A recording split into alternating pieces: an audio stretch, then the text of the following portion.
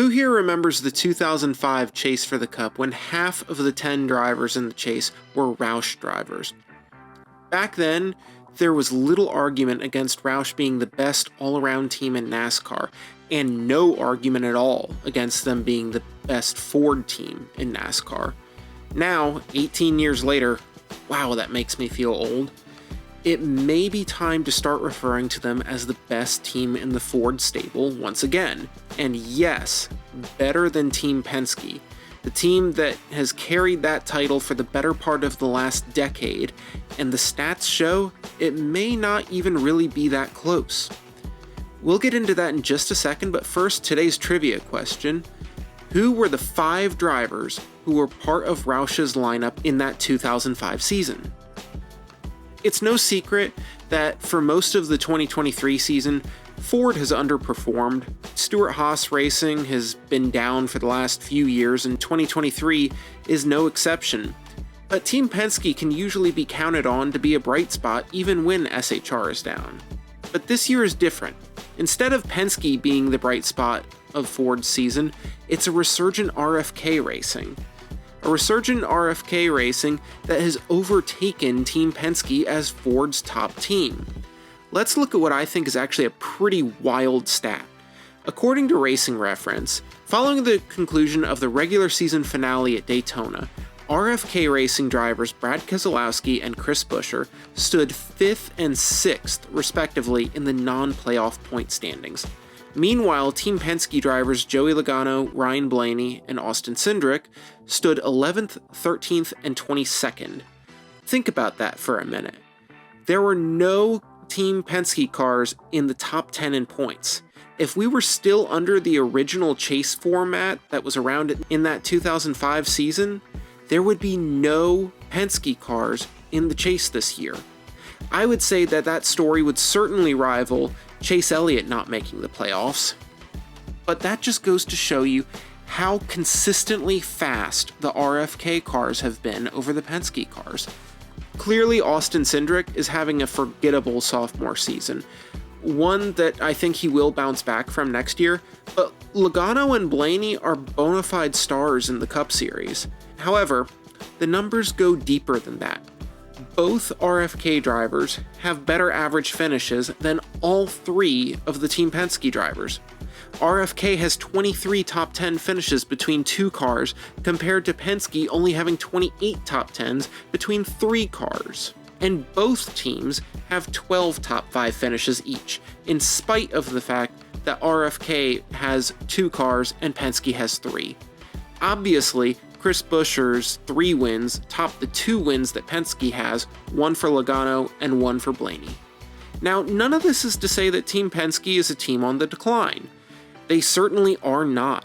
Team Penske is a giant across several different forms of motorsports, not just NASCAR, and I believe that they will be as strong as ever come 2024, and I wouldn't even put it past them to improve things a little bit going into the playoffs this year and make a solid run for the championship with either Logano or Blaney.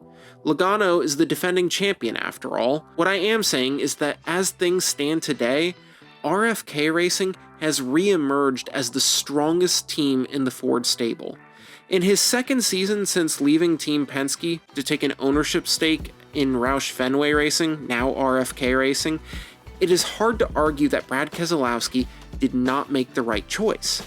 Maybe I was a little over-optimistic in my prediction of the team's performance going into the 2022 season, but toward the end of last season, we started to see clear signs of improvement in the team, and this year they have officially arrived, particularly in the second half of the regular season. So what does that mean for the future of RFK, and Ford for that matter? Well, I don't pretend to have insider knowledge. I'm just a guy with a day job that has thoughts and opinions on NASCAR that I like to make videos about in my free time. But I don't think that there is any denying that it shows that the future of RFK is just as bright as what I thought it was at the conclusion of the 2021 season. I think it shows that they are certainly worthy of more attention and support from Ford. If you watched my videos for a while, you'll know that I have a little bit of a history of knocking on Ford and their NASCAR program, particularly when it comes to driver development. But I've said in the past that RFK should be a focal point of Ford's vision of the future in NASCAR. RFK should be where a healthy amount of Ford's development resources are focused.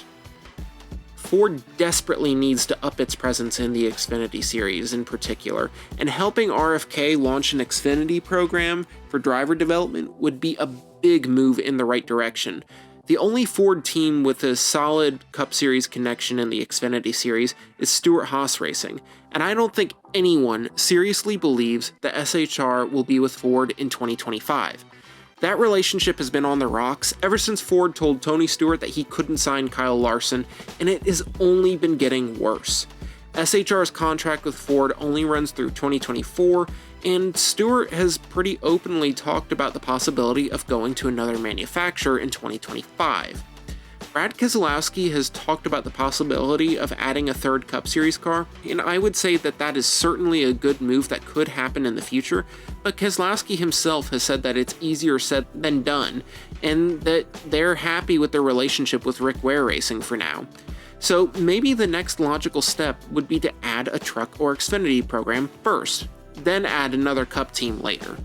Either way, I think that RFK Racing has shown that they deserve a bigger slice of the pie at Ford than they've seemed to have deserved in recent years. Brad Keselowski may not only be worthy of the Hall of Fame as a driver, but maybe as an owner one day too. RFK should get a lot of focus from Ford, especially if and when SHR gears up to leave for another manufacturer. Anyway, that's what I've got for today. Please be sure to let me know what you think in the comments and like the video to boost it in the algorithm and help grow the channel. Thank you so much for watching and have a great day.